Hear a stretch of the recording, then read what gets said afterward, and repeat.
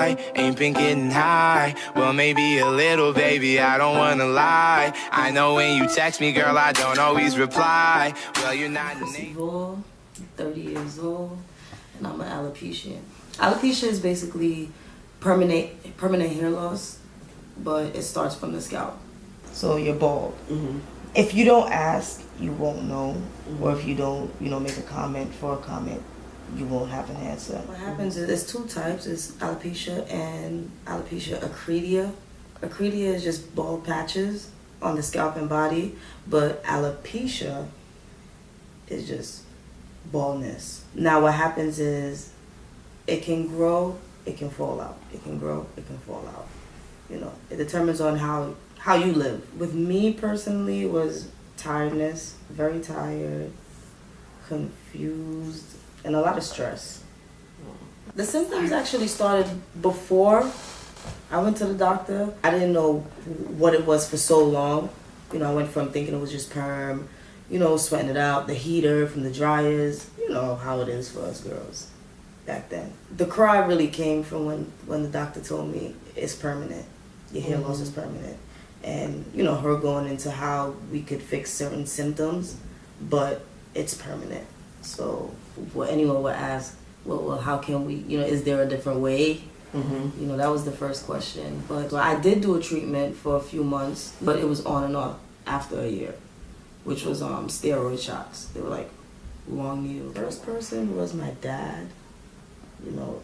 It was like, at the time, I had moved away, so I wasn't really connected with anyone in New York when I came back. So I was up and down. Moving forward, when I spoke to him, he made me feel better for about 5 minutes. I cut your hair, stuff like that. Don't worry, it's not that bad, baby. Don't worry. Look at me. I was both. I've had times throughout the years before I accepted where it was just like, I'm gonna do this hairstyle knowing darn well I have no business doing that hairstyle. What would be your first impression of yourself if the doctor said, this is gonna be it after some time? Or with me, of course I was embarrassed. So with that being said, the reason of me, sharing my story and putting out a video and also speaking here is to let people like you and also people that feel as if they're suffering with, anything physical features wise.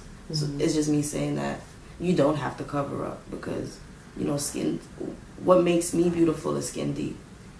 And, what's beautiful to one person should be beautiful to so much more. And I should know that I'm beautiful if it only takes just one outer to make me feel what's in it. And that's just the drive that I'm trying to push for reasons of that. So, you shouldn't feel embarrassed and you shouldn't feel like, girls with hair, that girls with hair isn't the only people that matter. It's people like me, it's people like others, it's so many different ways or causes of hair loss or however it is. Physical features, period.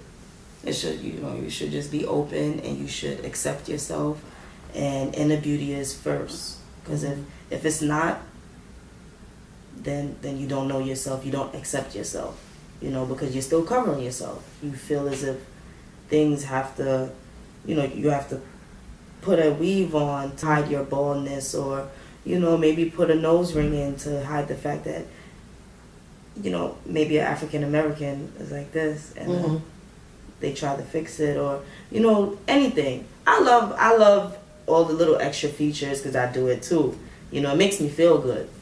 Love yourself. You're first, and that's what I want to just push out to the community. And if it can spread any much more deeper, I would want it to.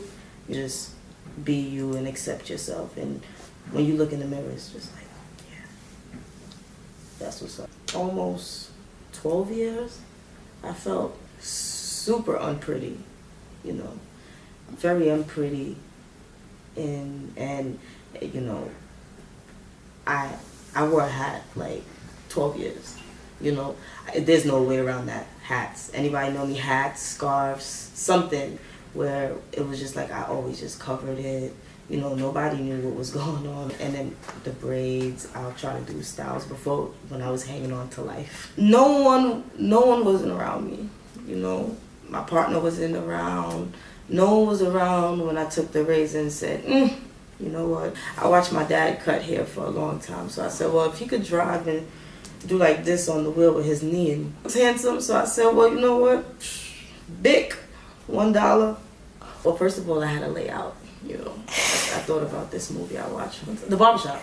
You know, Cube had the layout, so I did the whole layout plan. I was just looking at myself. And then I started, you know, pacing back and forth. And then I was just like, all right, put on some Tupac. Did the Tupac thing. I put on Post Malone, one certain track. He did it for me. He just gave me that inspiration right quick. And I'm just like, all right, let me get the towel now. All right, let me just get the towel. Then I'm like, nah, music is key for me. So I just put on this little brown skin tone, little track, urban beats. And, you know, it mellowed me out. And then I just said, you know what? And I just threw that Drake on. And I went in front of the mirror and I was just looking at myself. And I'm like, self, you're just going to have to get it together now. In my words, it's like, show yourself. You know, it's like taking off that mask and, you know, that bodysuit that comes all the way to your face. I'm a work of art at this point. Like I said, that split second in the mirror when Drake dropped that beat, it was right there. So it was like a voila, like, wow, girl, why you ain't think of this before? Little baby, I don't wanna lie. I know when you text me, girl, I don't always reply. Well, you're not an angel either, you can't even fly. I know this, you think that you know all this shade that's coming at me. I wonder who does it. They can't see the vision, boy, they must be out of focus. So I just want to let you know that you've been a huge inspiration to me. I just love how you are willing to educate people.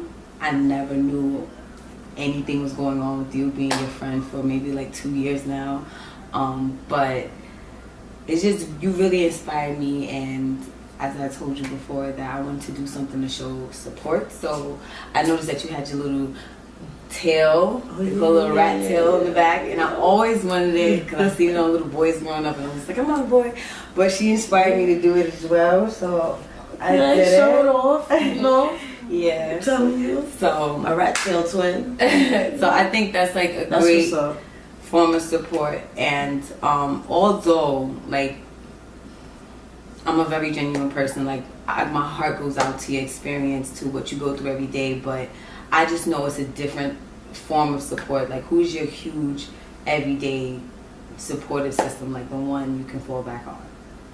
Well, I do want to say love is love. You know, girl, how I feel, you know, at the end of the day. So thank you. I appreciate everything, the support, the love, everything. Absolutely. But, you know, as far as, you know, my number one supporter, you know, that's definitely my fiance, Miss Marlene Frenchie, Jolie French, as a lot know her as.